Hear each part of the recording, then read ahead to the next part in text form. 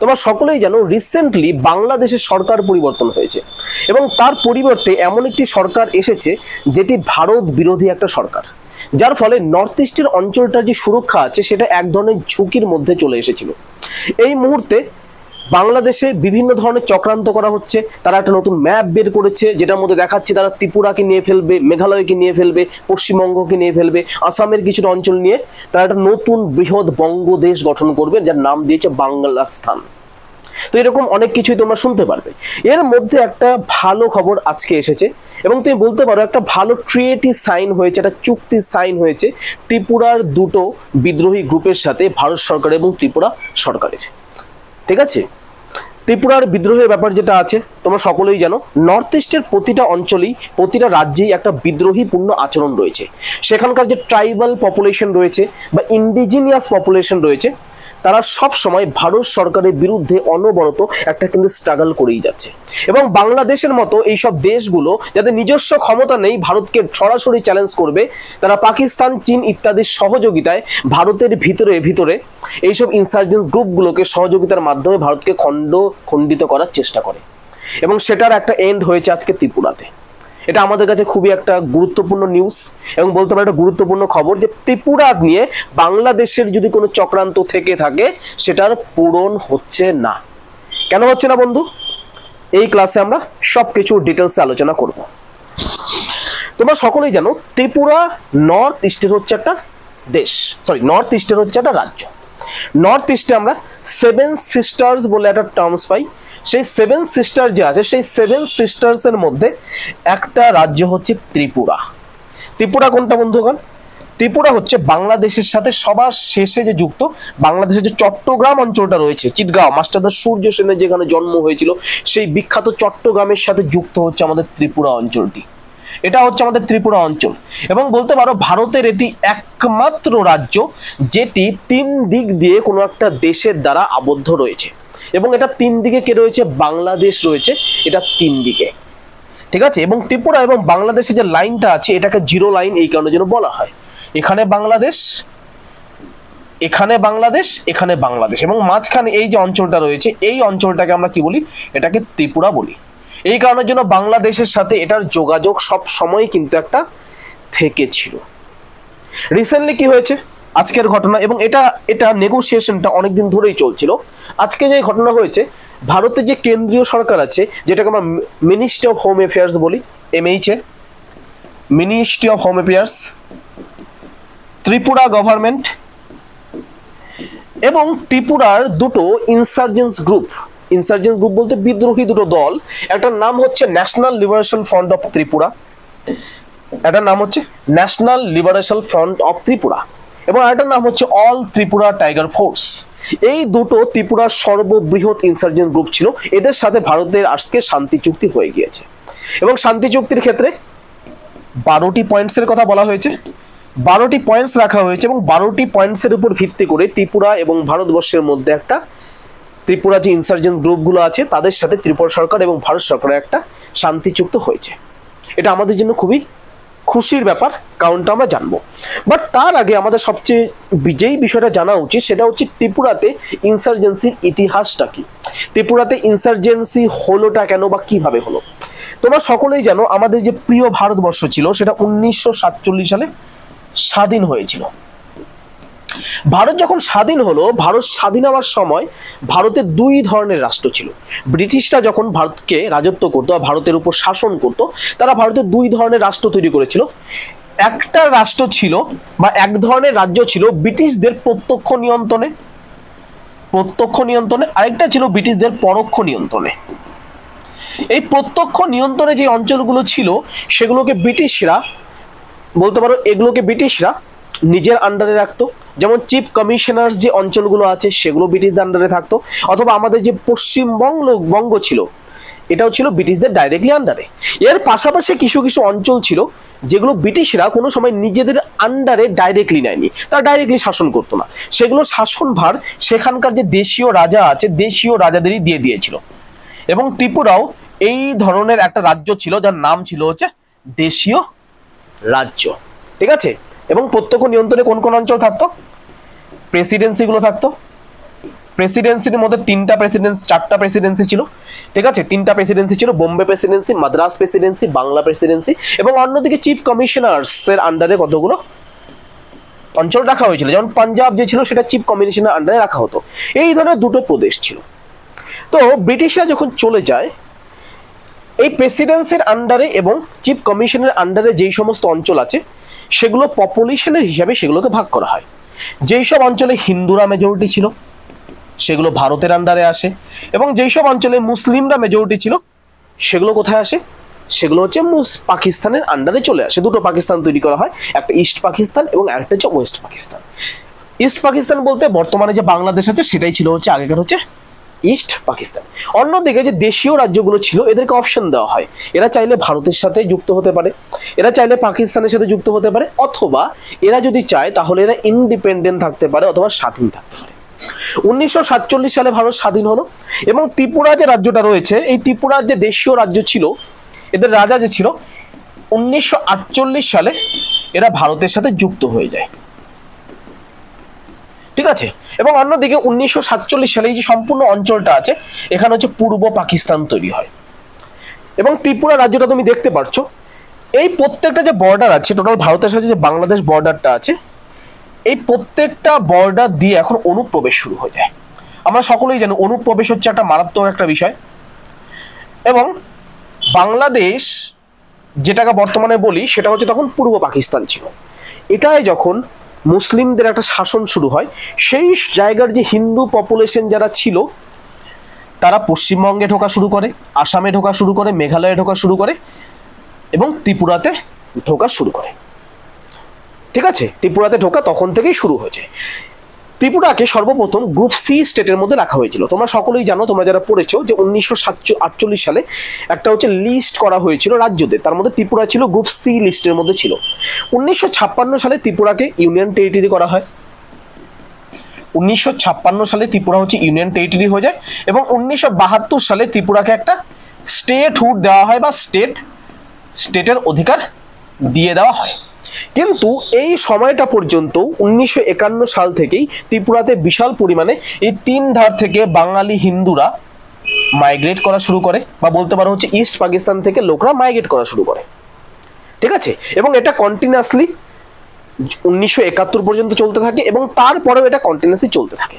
এই অতিরিক্ত মাইগ্রেশনের ফলে ত্রিপুরাতে একটা সিচুয়েশনের তৈরি হয়। ত্রিপুরাতে আদি বাসিন্দা যারা ছিল, ইন্ডিজিনিয়াস পিপল যারা ছিল, তাদেরকে নাম হচ্ছে ত্রিপুরী জাতি বলা হয় তাদেরকে, ত্রিপুরী যারা ছিল তারা ছিল ত্রিপুরার আদি বাসিন্দা। বাঙালিরা যখন ঢোকা শুরু করে, এই ত্রিপুরীরা তখন একটা মাইনরিটিতে পরিণত হয়, তারা মেজরিটি থেকে সংখ্যা লঘুতে পরিণত হয়, এবং তারা বাধ্য হয় ত্রিপুরার যে পার্বত্য অঞ্চলগুলো আছে, ত্রিপুরার পার্বত্য অঞ্চল বলতে ত্রিপুরাতে যে এই দিকের যে অঞ্চলগুলো আছে এগুলো ত্রিপুরার পার্বত্য অঞ্চল, এই ত্রিপুরার পার্বত্য অঞ্চলের দিকে তারা মুভ করতে শুরু করে, বা তারা সেই অঞ্চলটাতে যেতে বাধ্য হয়। এবং একইভাবে এই মাইনরিটি বেঙ্গলি যারা ছিল, এই বাঙালি যারা ছিল, যারা হচ্ছে মাইগ্রেশনের মাধ্যমে ত্রিপুরাতে প্রতিদিন যাতায়াত করছিল, ত্রিপুরাতে প্রতিদিন প্রভাব করছিল, তাদের সংখ্যাটা এতটা পরিমাণে বৃদ্ধি পেয়ে যায়, ত্রিপুরা মাইনরিটি হয়ে যায়। এবং একইভাবে ত্রিপুরা যে ল্যান্ড ছিল, রিসোর্স ছিল, এটার উপরে বেঙ্গলি কমিউনিটি বা বাঙালি কমিউনিটি আছে, তাদের অধিকার প্রতিষ্ঠিত হয়। ত্রিপুরা সরকারের উপরে, ত্রিপুরা অ্যাডমিনিস্ট্রেশনের উপরে, সব কিছুর উপরে বাঙালিদের একটা আধিপত্য বিস্তার হয়ে যায়, এবং অ্যাবঅরিজিনাল বা ইন্ডিজিনিয়াস ত্রিপুরী পপুলেশন নিজের রাজ্যে মাইনরিটিতে পরিণত হয়ে যায়, এবং তারা অনুভব করতে থাকে বা তাদের মধ্যে একটা ফিলিং চলে আসে যে তারা বিট্রে হয়েছে ভারতের সরকারের দ্বারা, ঠিক আছে, কারণ ভারতের সরকার মাইগ্রেশন আটকানোর জন্য কোনো কিছু করেনি। ফলে ত্রিপুরাতে এক ধরনের জাতীয়তাবাদী চেতনার জন্ম হয়, সেটাকে আমরা বলি হচ্ছে ত্রিপুরী ন্যাশনালিজম। ত্রিপুরাতে একটা ন্যাশনালিজম বা রিজিনাল একটা হচ্ছে জাতীয়তাবাদ জন্ম হয়। এই জাতীয়তাবাদের ফলে আমরা লক্ষ্য করতে পারি বিভিন্ন ধরনের গ্রুপের জন্ম হয়। তার মধ্যে সবার প্রথমে স্টুডেন্ট ভলেন্টিয়ার, ত্রিপুরায় ভলেন্টিয়ার অর্গানাইজেশন বলে একটা দল ছিল, এক্স্যাক্টলি যদি আমি নামটা ভুল না করি, সম্ভবত হচ্ছে এটার নাম হচ্ছে, এক্স্যাক্টলি আমি নামটা স্পেসিফিক ভাবে বলে দিচ্ছি, সে নাম কি ছিল, ত্রিপুরা ন্যাশনাল ভলেন্টিয়ার বলে একটা দল ছিল, যেটা 1988 পর্যন্ত কাজ করে। ত্রিপুরা ন্যাশনাল ভলেন্টিয়ার বলে একটা দল ছিল, 1988 পর্যন্ত এরা কাজ করে। তার পরবর্তীকালে আরো অনেক ছোট ছোট গ্রুপের জন্ম নেয়, যারা কি করা শুরু করলো, যারা দাবি রাখা শুরু করলো, কিছু কিছু গ্রুপ দাবি রাখা শুরু করলো তারা ত্রিপুরা থেকে সম্পূর্ণরূপে আলাদা হয়ে যাবে, মানে তারা ভারত থেকে ত্রিপুরাকে সম্পূর্ণ সেপারেট করে দিয়ে নতুন একটা ত্রিপুরা নামে দেশ গঠন করবে। কিছু কিছু এটা দাবি করলো আমরা ভারতের সাথেই থাকবো, কিন্তু ত্রিপুরা যে ভারতের সাথে যুক্ত হয়েছে এটার একটা আনুষ্ঠানিকভাবে আবার হচ্ছে এটার একটা গাইডলাইন তৈরি করতে হবে, এবং যতগুলো বাঙালি 1956 সালের পরে ত্রিপুরাতে ঢুকেছে বাংলাদেশ থেকে তাদেরকে ত্রিপুরা থেকে বার করে দিতে হবে। এটা নিয়ে ত্রিপুরাতে একটা আন্দোলন শুরু হলো, জমির উপর ভিত্তি করে, আইডেন্টিটির উপর ভিত্তি করে ত্রিপুরি পপুলেশন ভার্সেস বেঙ্গলি পপুলেশনের মধ্যে একটা ইনসার্জেন্সি মুভমেন্ট চালু হলো, ঠিক আছে। এবং এই ইনসার্জেন্সি মুভমেন্টটা ভায়োলেন্টও ধীরে ধীরে হতে থাকে। এমন একটা সময় আসে এই ত্রিপুরি ইনসার্জেন্ট যারা ছিল ত্রিপুরার, তারা বাঙালিদের হত্যা করা শুরু করে। They started to kill the Bengali population there. এবং তার প্রতিবাদ স্বরূপ সেই সময় সিপিএম সরকার ছিল, সিপিএম দল ছিল, সিপিএম এর সাপোর্টে সেই সময় বাঙালিদের প্রোটেকশনের জন্য একটা গ্রুপ তৈরি হয়ে গিয়েছিল। এরকম একটা সিচুয়েশনে চলে এসেছিল, এমনকি ত্রিপুরি যারা ইনসার্জেন্ট গ্রুপ ছিল তারা সেখানে সোজা সাপটা চ্যালেঞ্জ করছিল ত্রিপুরাতে ইভেন দুর্গাপূজা করা যাবে না, দে উইল ক্রিয়েট ভায়োলেন্স। এই ধরনের সিচুয়েশন তৈরি হয়েছিল। তারপরে গভর্নমেন্ট ধীরে ধীরে একটা বহুপাক্ষিক একটা পদক্ষেপ নিয়েছিল, ত্রিপুরা যারা ইনসার্জেন্স আছে তাদের বিরুদ্ধে কাউন্টার ইনসার্জেন্স অপারেশন চালাচ্ছিল, একইভাবে ত্রিপুরার ডেভেলপমেন্টের উপরে জোর দিচ্ছিল। তো বিভিন্ন প্রসেসের মাধ্যমে এই বিষয়গুলো শুরু হয়েছিল। এখন তোমাদের প্রশ্ন আসতে পারে, ত্রিপুরাতে এই যে আর্মি যারা ছিল, এই ত্রিপুরা যে ইনসার্জেন্ট গ্রুপ যারা ছিল তারা ফান্ড কোত্থেকে পেল, where did they get the funds, তারা ওয়েপন্স কোত্থেকে পেল? এই জায়গাটাই আমাদের রোল আসে হচ্ছে বিদেশি একটা দেশের। তোমরা শকড হয়ে যাবে বা সারপ্রাইজ হয়ে যাবে এটা শুনে, ত্রিপুরাতে যে এইসব অর্গানাইজেশনগুলো আমি নাম বলছি, national liberation front, all Tripura tiger force, এদের হেডকোয়ার্টার যদি তুমি দেখো, এদের হেডকোয়ার্টার কোথায় আছে? এদের হেডকোয়ার্টার রয়েছে হচ্ছে বাংলাদেশে। এবং আমরা সকলেই জানি 1971 সালে বাংলাদেশকে ভারত স্বাধীন করে। বাংলাদেশ যদি স্বাধীন হয় সেটা ভারতের দান ছিল, আমরা বাংলাদেশকে স্বাধীনতার দানে দিয়েছিলাম। যদিও বাংলাদেশি লোকেরা গদ্দার, বাংলাদেশিরা হচ্ছে ভারত বিরোধী, তাদের মতো গদ্দার লোকে পৃথিবীতে নাই, তারা এটাকে একসেপ্ট করবে না। তারা সব কোনোদিনও তারা একসেপ্ট করবে না যে ভারতের দয়াতে তারা স্বাধীন হয়েছিল। সেটা বাদ দাও, আমিও জানি তুমিও জানো বাংলাদেশ ভারতের দয়াতে স্বাধীন হয়েছিল। কিন্তু 1975 সালে যখন বঙ্গবন্ধুর অ্যাসাসিনেশন হয়, বা বাংলাদেশের যে প্রতিষ্ঠাতা ছিল শেখ মুজিবুর রহমান, তার যখন অ্যাসাসিনেশন হয়েছিল, রাজনৈতিক হত্যা যখন হয়ে গেল, তখন বাংলাদেশে এমন একটা সরকার এসেছিল যেই সরকারটা ভারতের ফেভারেবল ছিল না, ভারত বিরোধী কাজে লিপ্ত ছিল, এবং সেই সরকারটা পাকিস্তানের কোলে গিয়ে নাচানাচি করছিল। এবং সেই সরকার, বাংলাদেশ তখনকার সরকার এবং পাকিস্তানের যে সংগঠন ছিল আইএসআই গুপ্তচর সংস্থা, তারা মিলে উত্তর পূর্ব ভারতের মধ্যে বিদ্রোহটাকে সম্পূর্ণরূপে ফান্ড করছিল এবং প্রমোট করা শুরু করে বাংলাদেশ, চায়না এবং পাকিস্তান তিনজন মিলে। ওকে, এবং এদেরকে সম্পূর্ণরূপে ফান্ডিং দিচ্ছিল কে? বাংলাদেশের মাধ্যমে পাকিস্তান এবং চায়না ফান্ডিং করা শুরু করে। ফলে কি হয়, এরা আরো মজবুত হয়ে ওঠে। তারপর গভর্নমেন্ট বিভিন্ন প্রসেসের মাধ্যমে এই জিনিসগুলো কমিয়ে দিয়েছিল। তো আলটিমেটলি এই যে স্ট্রাগলটা শুরু হয়, যেটা কয়েক দশক ধরে চলছে, it has been continuing for some ডিকেডস, অনেক দশক ধরে এই বিষয়টা চলছে। সেটার আজকে একটা চরম পরিণতি আসলো। তুমি বলতে পারো ত্রিপুরার শান্তি রক্ষার ক্ষেত্রে এই যে আজকে যে চুক্তিটা হলো, এটা খুবই গুরুত্বপূর্ণ এবং movement is also very important. কেন মুভমেন্টটা ইম্পর্টেন্ট? তোমরা সবাই জানো, বর্তমান পাকিস্তানের মতো যদি ভারতেরও যদি কোনো পাকিস্তানের মতোই যদি ভারতের আরেকটা দেশ শত্রু থাকে, সেটার নাম হচ্ছে বাংলাদেশ। শেখ হাসিনা সরকার যতদিন ছিল, বাংলাদেশি সরকার ভারতীয় সরকারের সাথে একটা ভালো বলতে পারো সম্পর্ক তৈরি করেছিল। এবং 2009 সালে যখন শেখ হাসিনা সরকার আসে, তখন থেকেই কিন্তু উত্তর পূর্ব ভারতের যে বিদ্রোহগুলো আছে সেগুলো দুর্বল হওয়া শুরু করে। কারণটা কি? কারণটা শেখ হাসিনা সরকার ভারতকে বিশালভাবে সাহায্য করেছিল।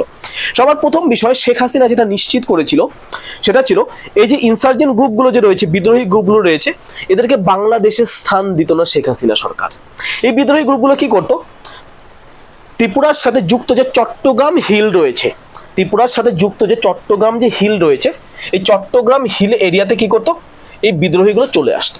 এখানে তারা ট্রেনিং নিত, এখানে তারা হচ্ছে নিজেদের হচ্ছে এস্টাবলিশমেন্ট স্থাপন করতো এবং বাংলাদেশি সরকারের সাহায্যে এখানে তারা ট্রেনিং প্রাপ্ত হতো, ফান্ড জোগাড় করতো, বিভিন্ন কাজের সাথে লিপ্ত হতো এবং তারা এখান থেকে সোজা হচ্ছে কি করতো, বাংলাদেশ থেকে এখানে হচ্ছে তারা সম্পূর্ণ কাজ করে তারা হচ্ছে ভারতের দিকে আক্রমণ করতো। শেখ হাসিনা যখন আসলো, শেখ হাসিনা সবার প্রথমত বাংলাদেশে যে বিভিন্ন টেররিস্ট ক্যাম্পগুলো তৈরি হয়েছিল, যেগুলো ভারতের মধ্যে কেওস তৈরি করার জন্য বাংলাদেশি সরকার স্পন্সর করত, সেগুলোকে পুরোপুরি বন্ধ করে দিল। শেখ হাসিনা ধীরে ধীরে কাউন্টার ইনসার্জেন্সি অপারেশন চালু করলো। যত উত্তর পূর্ব ভারতের যত বিদ্রোহীরা ছিল, যারা বাংলাদেশে আশ্রয়প্রাপ্ত ছিল, তাদেরকে শেখ হাসিনা অ্যারেস্ট করা শুরু করলো, অ্যারেস্ট করে ভারতের হাতে দিয়ে দেওয়া শুরু করলো। একইভাবে ভারত সরকারও কাউন্টার ইনসার্জেন্সি চালু করলো, ডেভেলপমেন্টাল প্রজেক্ট চালু করতো। এই যে মিলিত যে একটা প্রসেস রয়েছে, এই মিলিত প্রসেসের কারণের জন্যই নর্থ ইস্টে আমরা আজকে দেখতে পাচ্ছি এতটা শান্তি বিরাজ করছে, এতটা শান্তি বিরাজ করছে। আজকে দেখবো নর্থ ইস্টে আমরা হচ্ছে যে বিদ্রোহটা আছে অনেকটা কিন্তু দুর্বল হয়ে গেছে। এই মুহূর্তে এই চুক্তিটা গুরুত্বপূর্ণ ছিল এই কারণের জন্য, কেন বাংলাদেশে এমন একটা সরকার তৈরি হয়েছে যেই সরকারটা হচ্ছে ভারত বিরোধী একটা সরকার, অ্যান্টি ইন্ডিয়া গভর্নমেন্ট। তারা অলরেডি এসেই ভারত বিরোধী বিভিন্ন স্টেপ কিন্তু গ্রহণ করা শুরু করেছে। এবং তোমরা সকলেই জানো বাংলাদেশের যে আপামর জনসাধারণ রয়েছে বর্তমানে, ইয়ং জেনারেশন, তারা ভারতের কতটা বিরোধী। কেন গদ্দার, তো গদ্দারদের কাছে আর কি এক্সপেক্ট করতে পারবো, এদের মতো বেঈমান তো পৃথিবীতে নাই। আজকে বাংলাদেশ না থাকলে পাকিস্তানের জুতো চাটতে হতো এই দেশটার। যাই হোক, আমরা একবার ভিক্ষাতে স্বাধীনতা দিয়েছি, তো স্বাধীনতা দিয়েছি যেহেতু স্বাধীনতা কেড়ে নেওয়ারও অধিকার থাকতেই পারে, বা সেই ক্ষমতাও নিশ্চয়ই আছে, তাই না? বাংলাদেশ যদি ভালো মতো থাকে, যদি ভারতের সাথে একটা সুসম্পর্ক বজায় রাখে, অবভিয়াসলি ভারতের কাছ থেকে কোনো সমস্যার সমাধান হবে না, সমস্যা হবে না। যদি মনে করে বাংলাদেশের ঊর্ধ্বে চলে যাবে, সেক্ষেত্রে ভারতের আর্ম ফোর্স, আমাদের সেনাবাহিনী এতটাই শক্তিশালী যে কোনো মুহূর্তে এনিথিং মে হ্যাপেন। তো বাংলাদেশে এটা ভেবে রাখা উচিত। তো যাই হোক, তো বাংলাদেশে একটা সরকার তৈরি হয়েছে, সেই সরকারটা হচ্ছে ভারত বিরোধী একটা সরকার, যেটা হচ্ছে ভারতের বিরোধ করছে। এবং এই সরকার রিসেন্টলি স্টেপও নেওয়া শুরু করেছে যেটা ভারতের বিরোধিতা করার জন্য। এই সরকার এখন কি করতে পারত? এই সরকার এখন চেষ্টা করবে উত্তর পূর্ব ভারতের মধ্যে আবার কেওস তৈরি করার, বিশৃঙ্খলা তৈরি করার, ল অ্যান্ড অর্ডার সিচুয়েশন তৈরি করার এবং বিদ্রোহ তৈরি করার। এবং সেই ক্ষেত্রে Tripura is a very important একটা হচ্ছে রাজ্য বলতে পারো। তো ত্রিপুরাতে যখন গভর্নমেন্টের সাথে যখন একটা চুক্তি হয়ে গেল ইনসার্জেন্স গ্রুপের, তো ত্রিপুরাতে বাংলাদেশে যে তুরুকের তাস ছিল, বাংলাদেশিরা পাকিস্তান এবং চীনের সহযোগিতায় ত্রিপুরাতে একটা বলতে পারে ইনসার্জেন্সির মতো অ্যাটমসফিয়ার তৈরি করবে, সেটা কিন্তু সম্পূর্ণ ভেস্তে গেল। এই কারণের জন্য আজকে চুক্তি is very very important from ইন্ডিয়ার সিকিউরিটি কনসার্নস। আমরা জানি বাংলাদেশের মতো চুটকি ছোট ছোট একটা দেশের কোনো অকাত নেই আমাদের সাথে যুদ্ধ করার, কিন্তু তারা প্রক্সি ওয়ার করবে। প্রক্সি ওয়ার কি ধরনের করবে? তারা টেররিস্ট ঢুকিয়ে দেবে, তারা ভারতের মধ্যে টেররিস্ট ঢুকিয়ে দেবে, টেররিস্ট ঢুকিয়ে দিয়ে ভারতের মধ্যে বিশৃঙ্খলা তৈরি করার চেষ্টা করবে, সাম্প্রদায়িক দাঙ্গা লাগানোর চেষ্টা করবে। এটা হচ্ছে এদের মাস্টার মাইন্ড, এদের বাইরে এদের কোনো অকাত নেই। তো এই জিনিসটাও এখন আশা করি করতে পারবে না এই চুক্তিটার মধ্যে। আর আশা করি ধীরে ধীরে ভারতের যতগুলো ইনসার্জেন্স আছে নর্থ ইস্টে সবার সাথে একটা চুক্তি সম্ভবত স্বাক্ষরিত হয়ে যাবে। বাংলাদেশ রিসেন্টলি একটা প্ল্যান করেছে, একটা অপারেশন লঞ্চ করেছে, তার নাম হচ্ছে অপারেশন পিনকোড। এই অপারেশন পিনকোড নিয়ে আমি নেক্সট ভিডিওতে আলোচনা করব।